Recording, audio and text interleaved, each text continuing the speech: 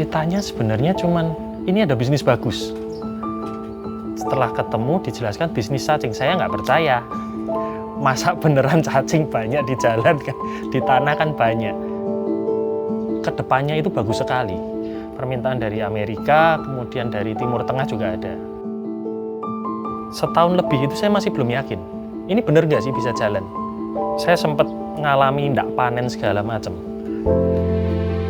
Panen cuma dapat 15 kilo satu kolam. Jadi itu benar-benar, waduh, pengeluarannya luar biasa. Ya, yang dulu udah nyaman, tiba-tiba berubah.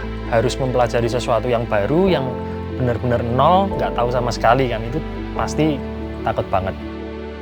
Jadi pengusaha, itu menurut saya patut diperjuangkan sih.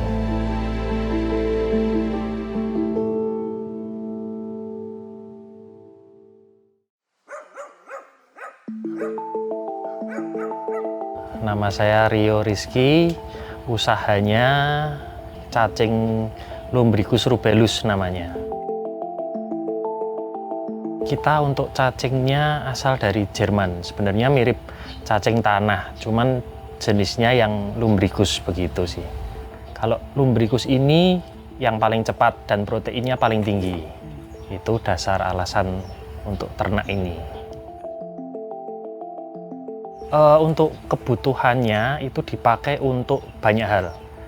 Untuk obat dipakai juga, jamu juga banyak yang cari, kemudian untuk pakan ternak, terutama ikan, udang itu banyak yang cari juga. Gitu. Kemudian untuk panen, jadi semua tubuh cacing itu nanti akan diproses dijadikan tepung, dicuci, direbus, di oven, dikeringkan, terus ditepung. Itu semua kepake. Nanti di lab dulu, proteinnya masuk atau enggak. Kurang lebih panen pertamanya sendiri 3-4 bulan awal.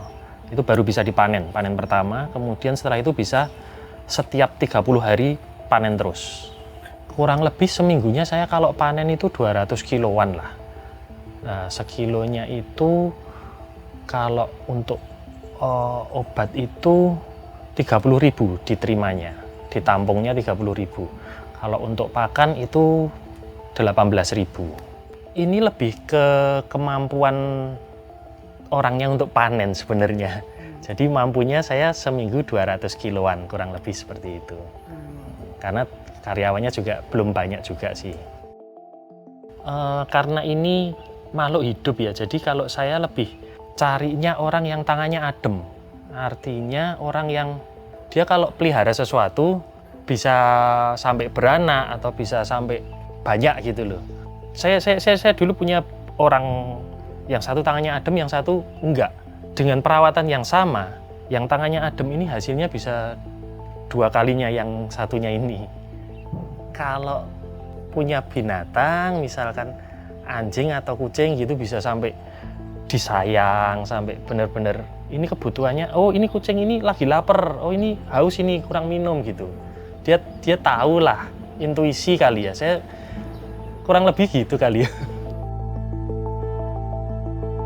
Perawatan tinggal kita bikin lembab, tinggal siram mungkin sehari sekali atau 2 hari sekali tergantung kondisi cuaca juga.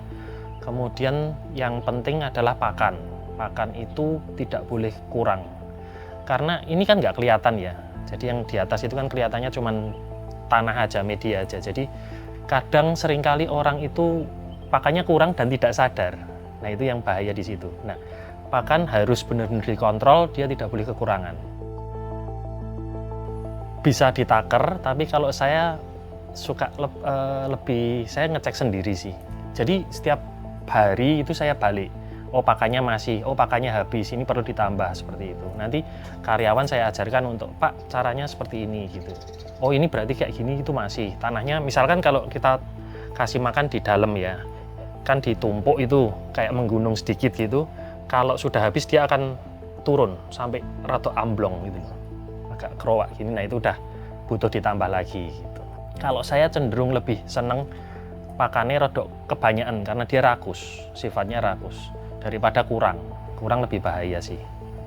Kalau untuk yang obat itu pakai ampas tahu itu setiap hari harus dikasih makan. Kalau untuk ternak kita bisa kasih kotoran hewan. Jadi saya bisa kasih banyak, nanti 3 hari sekali atau 4 hari sekali baru saya kasih lagi gitu.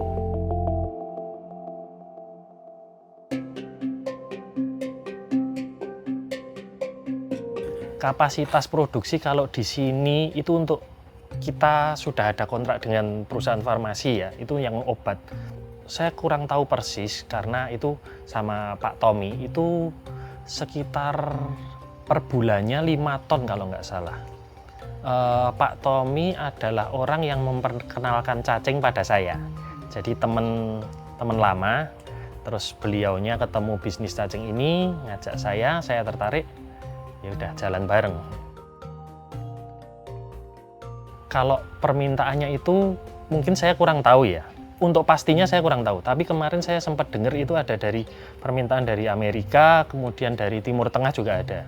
Yang banyak kemarin dari, saya lupa, situ Bondo atau mana itu ya. Itu minta untuk pakan ikan, tapi ekspor dia ya. Itu permintaannya luar biasa dan kita terus terang belum mampu memenuhi segitu. Kalau enggak salah itu cacing basah sebulan dia minta 6 ton. Permintaan untuk farmasi sendiri itu sangat besar karena dari sini saja kalau berdasarkan cerita beliau itu baru bisa memenuhi 10% dari permintaan. Itu belum pasar yang di luar negeri. Karena beberapa kali saya lihat ada tamu dari perwakilan dari luar negeri yang datang. Cari cacing aja. Tepung cacingnya sih. Gitu. Karena tepung cacing kita kualitasnya bagus gitu. Tingkat bagusnya itu kita lihat dari proteinnya. Pakannya terjaga sama bertumbuhnya bagus.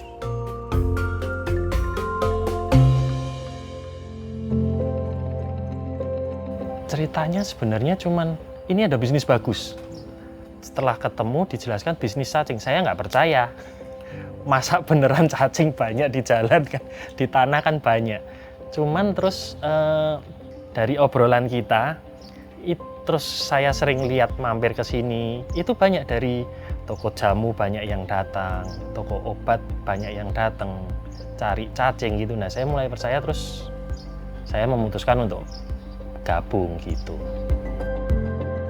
Saya riset sih sebenarnya, saya cari di Google, saya cari di YouTube, itu ternyata memang banyak dan saya lihat proteinnya tinggi.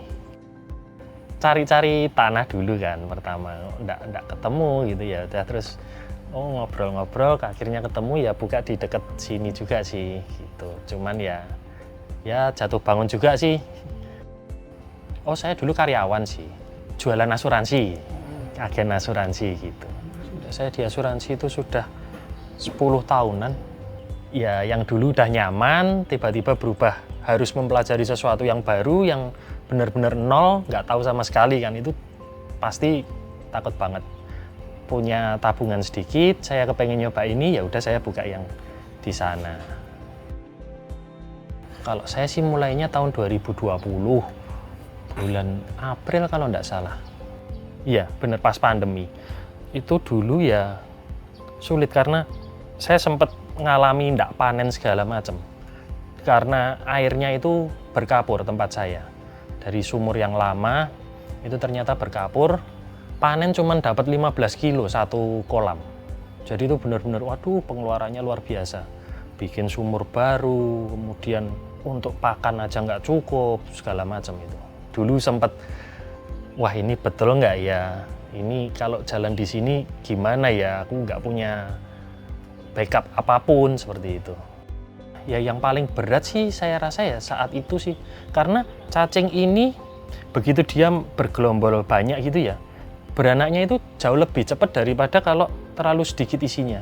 Jadi ketika saya gagal panen itu, sekolam ini cuma dapat 15 kilo, wah itu kan sepi sekali cacingnya. Jadi saya mesti panen semua, saya jadiin satu di sebuah tempat yang dia bisa berkembangnya lebih cepat dulu gitu.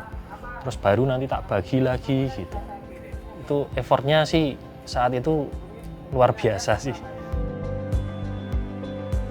Sebenarnya karena saya banyak ngobrol dengan Pak Tommy, dengan teman-teman, kemudian saya banyak ketemu tentang potensi si cacing. kemudian saya ketemu juga tamu-tamunya Pak Tommy. Kenapa kok dari luar sampai punya perwakilan di Indonesia, dia cari cacing di Indonesia? Karena cacing ini setahu saya, dia baru bisa dikembangkan di negara-negara yang tropis, seperti Cina, Thailand, Indonesia. Nah, makanya dari negara-negara yang kesulitan untuk budidaya ini, itu banyak juga yang ke sini. Nah, dari situ saya lihat bahwa ini potensinya luar biasa. Jadi menurut saya ini kedepannya itu bagus sekali. Karena saya yakin ini cacing ini peluangnya besar sekali. Jadi porsinya itu masih besar. Tidak banyak orang yang tahu bisnis ini. Makanya saya memutuskan untuk oke, saya bertahan di sini gitu. Pelan-pelan kita betulin, ya puji Tuhan bisa sampai sekarang. Saya mencoba itu setahun lebih itu saya masih belum yakin. Ini bener nggak sih bisa jalan? Terus kemarin dari pemerintahan Sumba datang ke tempat saya, ke sini. Itu mereka lihat dan mereka tertarik. Dari situ saya mulai, oh kayaknya ini jalannya.